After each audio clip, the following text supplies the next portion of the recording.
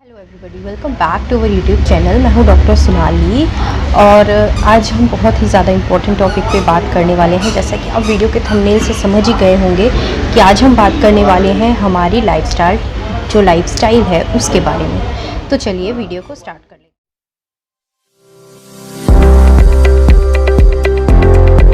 Lifestyle disease, okay. आपने देखा होगा कि मोस्टली आप ये सोचते होंगे कि जो फीमेल्स होती हैं ना वो ज़्यादा मोटी होती हैं, बट क्या आपको पता है कि एक्चुअल में जो ओबेसिटी है वो मेल्स की ओबेसिटी जो होती है ना वो ज़्यादा डेंजरस होती है। अगर आप फीमेल्स की बात करें तो उनमें जो फैट डिस्ट्रीब्यूशन है वो उतना नहीं होता, बट अगर मेल्स की हम बात करें तो उनमें जो मेनली फैट होता है ना वो डिस्ट्रीब्यूशन होता है उनके टम्मी के एरिया में। तो क्योंकि अब उनके टम्मी एरिया में फ़ैट जो है वो डिस्ट्रीब्यूशन ज़्यादा है, जैसा कि हमने बात की कि जो ओबेसिटी होती है वो होती तो फीमेल्स में आपको लगता होगा ज़्यादा है, बट एक्चुअल में जो मेल्स ओबेसिटी होती है ना वो ज़्यादा डेंजरस होती है। अब मैं ऐसा क्यों बोल रही हूँ कि वो ज़्यादा डेंजरस होती है, क्योंकि जो फीमेल्स होती हैं उनके बॉडी में बहुत सारे ऐसे पार्ट्स होते हैं जहाँ पे उन्हें फ़ैट का डिपोजिशन ज़्यादा होता है। बट अगर हम मेल्स की बात करें तो अगर वहाँ पे आप देखेंगे तो फ़ैट जो डिपोजिशन है ना वो ज़्यादातर उनके आपको टम्मी एरिया में मिलेगा। और क्योंकि जो फैट का डिपोजिशन है वो सिर्फ आपके टम्मी एरिया में भी, आपको आगे वाला जो एरिया होगा ना राउंड वहाँ पे मिलेगा, ओके। उनकी कमर में, पीछे बैक में कम मिलेगा।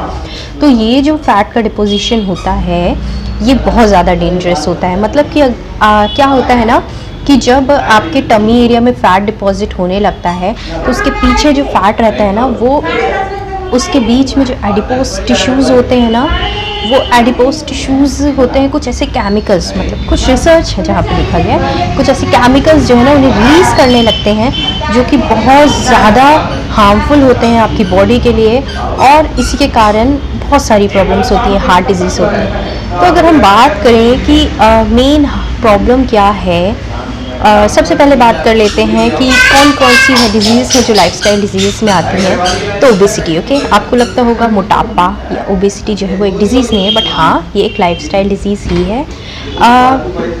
इसके अलावा हार्ट डिजीज़ेस हैं, देन आपकी जो डायबिटीज़ टाइप 2 है वो है, स्ट्रोक्स होते हैं वो भी आते हैं लाइफस्टाइल डिजीज़ में, हाइपरटेंशन हो गया, एंड देन COPD मतलब ऑब्स्ट्रक्टिव पल्मोनरी डिजीज़ेस जो है वो आती हैं, अस्थमा हो गया एंड ऑस्टियोपोरोसिस हो गए, ये भी लाइफस्टाइल डिजीज़ में आते हैं। तो एक चीज़ जो बहुत कॉमन है और वो है इनफर्टिलिटी।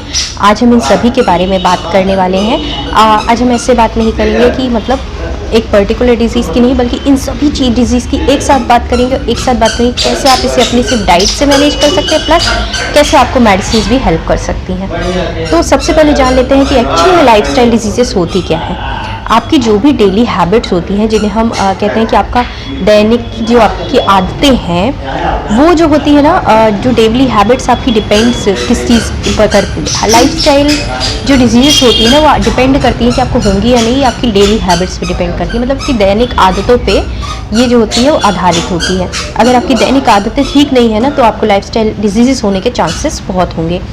इसके अलावा सेकंड चीज़ जो होती है वो होती है इनएप्रोप्रिएट रिलेशनशिप आपका इन्वायरमेंट के साथ। जब हम बात करते हैं इनएप्रोप्रिएट रिलेशन की, मतलब इन्वायरमेंट के साथ आपका क्या रिलेशन है, मतलब कैसे रहते हैं, वहाँ का वातावरण कैसा है, वहाँ का जो इन्वायरमेंट मतलब आप वहाँ का वातावरण कैसा, वहाँ की हवा कैसी है।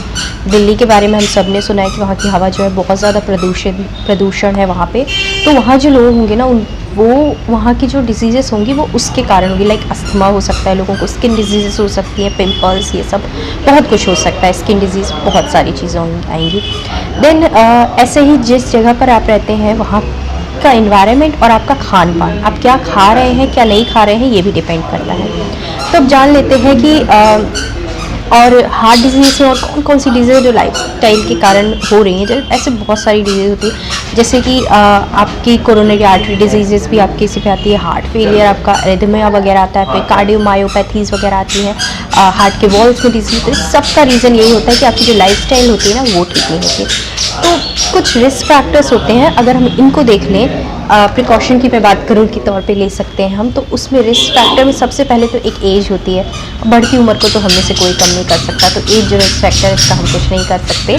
सेकंड, आपकी डाइट, कि आप डाइट कैसी लेते हैं ये, तो डाइट पे आप कंट्रोल कर सकते हैं। थोड़ा तला भुंजा कम खाएंगे, खाने के लिए कम्प्लीटली मना नहीं है, हफ्ते में 2 दिन खाइए, पर 4 दिन कोशिश कीजिए कि नहीं खाएँ और 4 दिन आप अच्छे से रहें। या आप दिन में एक बार खा रहे हैं तो बाकी घर का भी खाना खाइए, ज़्यादातर ऐसे ही खाइए। Next, obesity. अपने मोटापे को कंट्रोल करिए। चाहे आप सही खाना खा रहे हो बट अगर वो सही अमाउंट में नहीं है तो आपको ओबेसिटी होगी। हाँ, आपने कहा हम तो कुछ खाते नहीं, दाल चावल रोटी सब्जी बस खाते हैं, मैदा भी नहीं खाते, कुछ नहीं खाते, बट फिर भी हम ओबेस हैं। क्यों? क्योंकि हमें वो अमाउंट नहीं खा रहे हैं, हम कितना काम कर रहे हैं, कितनी एक्सरसाइज कर रहे हैं, डिपेंड करता है। सेकंड चीज़, फिजिकल एक्टिविटी। आजकल हमारा दिनचर्या ऐसी हो गई है, हम उसमें ही व्यस्त रह जाते हैं, फिजिकल एक्टिविटी होती नहीं है। अब लोग कहेंगे मैं तो घंटों खड़े होकर किचन में खाना बनाती हूँ, मैं तो ऑफिस में खड़े होकर काम करता हूँ, तो नहीं, वो आपकी फिजिकल एक्टिविटी नहीं होती है। फिजिकल एक्टिविटी की हम जहाँ बात करते हैं ना, वहाँ पे आपकी बॉडी जो होगी ना वो कम्प्लीटली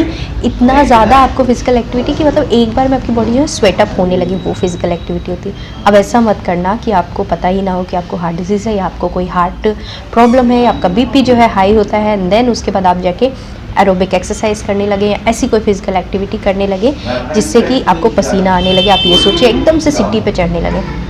हमें हमारी बॉडी की जो स्ट्रेंथ है ना उसे धीरे धीरे बढ़ाना है। अगर आपको लगता है कि आपकी फिजिकल एक्टिविटी नहीं है तो आप क्या कीजिए, आप धीरे धीरे स्टार्ट कीजिए, वॉक करना थोड़ा स्टार्ट कीजिए, देन ऊपर जाइए, ऐसे। तो ये तो हो गई बात फिजिकल एक्टिविटी की। अब बात कर लेते हैं और क्या होता है। आपको पता है क्या आपकी जो हेल्थ है, जो आपकी लाइफस्टाइल डिजीज़ होती हैं, उसका एक और मेन रीज़न होता है और वो होता है आपकी ओरल हेल्थ। आपके दांत कैसे हैं, आप टंग ठीक से क्लीन करते हैं कि नहीं, अपने दांत को जो है प्रोसेस से क्लीन करते हैं कि नहीं, उनके बीच में खाना तो नहीं सड़ता रहता है। क्या होता है, बहुत सारे ऐसे टाइम होता है जब हम कुछ भी खाते हैं और उसका खाना जो है हमारे दांत के बीच में स्टक हो जाता है, एंड देन वो वहाँ सड़ता रहता है और सड़ते सड़ते इसमें बैक्टीरिया वायरसेस डेवलप होने लगते हैं, बैक्टीरिया जो ग्रो हो जाते हैं बहुत सारे, वायरस नहीं, बैक्टीरिया ग्रो हो जाते हैं बहुत सारे, और जब क्योंकि वहाँ पर बैक्टीरिया ग्रो हो गए हैं तो वो बैक्टीरिया जो है वो आपकी बॉडी के अंदर जाएंगे और वो भी आपको जो इम्पैक्ट करेंगे। देन नेक्स्ट जिसकी हम बात ही नहीं करते आजकल, स्ट्रेस। आपने देखा होगा बच्चे के ऊपर हम कितना स्ट्रेस डाल रहे हैं। एक छोटे से बच्चे से लेके एक ओल्ड एज पीपल सभी स्ट्रेस में।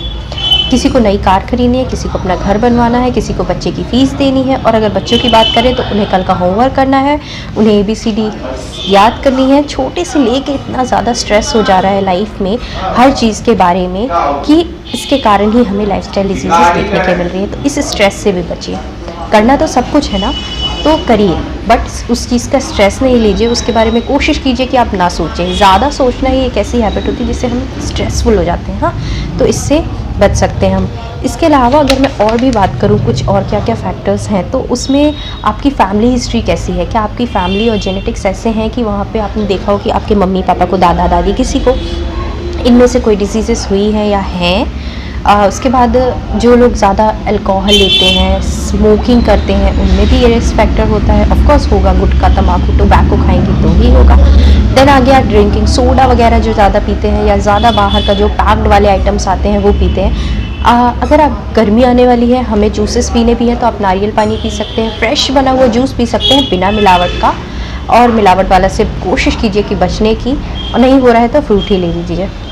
देन हम डाइट की भी बात करेंगे, पहले जान लेते हैं और क्या क्या है। तो इसमें कुछ एक चीज़ आती है डिफिशिएंसी की, जहाँ डिफिशिएंसी की बात आती है वहाँ पे बहुत सारे ऐसे विटामिन डेफिशिएंसीज़ होती हैं जिसके कारण जो है ना वो हमें ये लाइफस्टाइल डिजीज़ेस देखने मिलती हैं। जैसे कि विटामिन डी की जब डेफिशिएंसी होगी तो उस टाइम पे आपको अस्थमा वगैरह हो सकता है, विटामिन डी की डेफिशिएंसी होगी तो आपको ऑस्टियोपोरोसिस हो सकता है, एंड बहुत सारी बॉडी में ऐसी डेफिशिएंसीज़ भी होती हैं जिसके बारे में हमें पता भी नहीं है और उसके कारण हमें खांसी आ रही होती है। ओके, तो ऐसी बहुत सारी प्रॉब्लम्स होती हैं। यहाँ पे आपके रेसेस देखे जाते हैं। कोशिश कीजिए कि आप अपनी डाइट को लें, कम्प्लीटली मैनेज करके चलेंगे लाइफ, तो लाइफ जो होती है ना वो ईज़िली एक स्मूथली जाती है। ओके, वरना आपने देखा ही होगा कि हर किसी को एक एज के बाद जो है ना एक मेडिसिन तो ऐड हो ही जाती है। तो आपकी एज अगर कम है और आपको अभी मेडिसिन ऐड नहीं हुई है तो आप अपनी लाइफ मैनेज कर लीजिए, और अगर मेडिसिन ऐड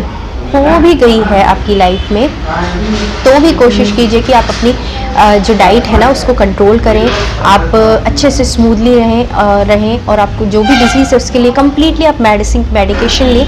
आप होम्योपैथिक मेडिसिन भी ले सकते हैं। इसके बाद एक वीडियो आएगा हमारा, ये वीडियो थोड़ा लॉन्ग जा रहा है इसलिए मैं इसे यहीं पे स्टॉप कर रही हूँ, जिसमें मैं आपको हर एक डिजीज़ के बारे में पर्टिकुलरली बताऊँगी कि क्या क्या फैक्टर्स हैं एंड क्या क्या उसकी होम्योपैथिक मेडिसिन है। तो इसके लिए हमारे चैनल को सब्सक्राइब कर लीजिए एंड बेल आइकन को भी दबाइएगा ताकि जब भी मैं वीडियो डालूँ तो